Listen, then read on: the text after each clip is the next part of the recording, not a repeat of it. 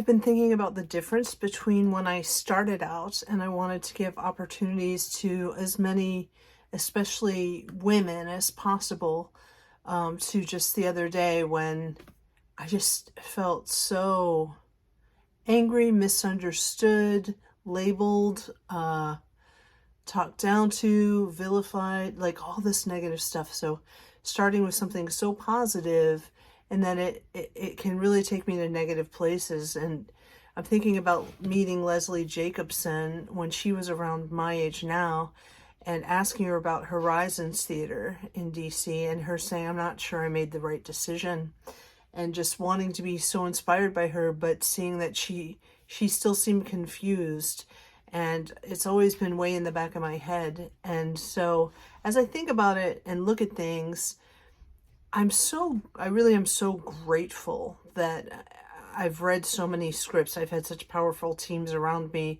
I've been able to land every project we've ever chosen to do, largely because of the teams around me. Also just because I wasn't going to stop till it got done. But there's a price that comes with doing that over time. And I think my initial idea when I started Venus, when we came together and started Venus, was that if we scrapped it together and made it appear, people would experience it, they would feel it, and then they would get behind it, because they would see how essential and how important it was. And in many ways that happened. But the other thing that I did not expect to happen was that when people did see it and they were inspired by it, they didn't rally behind us so much as they decided to go do the same thing for themselves, which is a different way to empower people. But what happened with me is it always became about the next thing I needed to do. And we couldn't really afford a grant writer. We couldn't really afford, so it's like, we'll learn to write grant proposals. So I was always having to do more. So I already started pretty stretched. Like, I'm going to take my inheritance, put it into this show, and I expect that if you build it, they will come, and there'll be all this support, and you'll rise up. And we have had some great support. But overall, the big arc is that instead of people saying, oh, I see how valuable this is, let me support you, the bigger thing that was happening was, oh, I see how you can do this, so you obviously don't need my help. So I have to take responsibility for that in the message and the conveyance of all of it. But I also think that there is some level of misogyny and sexism involved in this. And that comes up particularly when I think of Light of Night, this amazing play written by Cecilia Copeland. And, it was just so powerful. I felt so great about that show. And we were at a point where Helen Hayes told us it was a rolling world premiere, and we put it on all of our materials. And then months after the show closed, they're like, oh yeah, we disqualified it for that. And I couldn't even get them at that point to consider our scripts for a new play award, which was so weird, because at that time we had to be associated with the National New Play Network. And then when I called the National New Play Network, they said that we have to operate at a certain budget level or higher, and we operated below that budget rate, so therefore we weren't considered.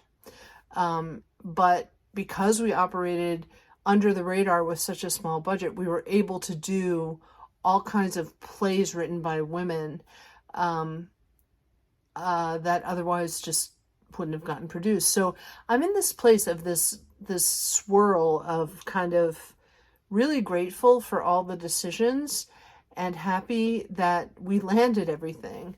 And we have gotten some good press, and we have gotten some great support. I'm not saying those things didn't happen, but the overall arc, especially coming from a lot of new artists, is kind of, I just feel like history's not understood. Maybe like I didn't really understand Leslie Jacobson when she was talking. Maybe I can't be understood now. Maybe that's part of the journey. Maybe everybody really does have to take it for themselves. And so that's why I'm so excited about what we're doing now. I'm so excited to reclaim the Mali Project, and to really look at these two of these Celtic goddess archetypes, something I really danced with in '99, and to be back to it 23 years later is whoa, it's so powerful. And to have the internet at our disposal and to be in the world of the virtual, it's really exciting. I feel like I've been flying blind a little through COVID. I think all of us have, but I've been making instinctive choices, and my team has been making them with me, and they're just right there all around me, and that's the huge win. That and our audiences who, just showed up, just kept showing up, not knowing what we would do next. Only now looking back am I realizing how risky that is. What a crazy thing that is to do, but we did that. And so as much as I'm frustrated, I'm also really grateful to be able to look back and see this long arc of what's been happening. This is a long ramble. I thought this would be a quick one. Anyway, thank you for listening.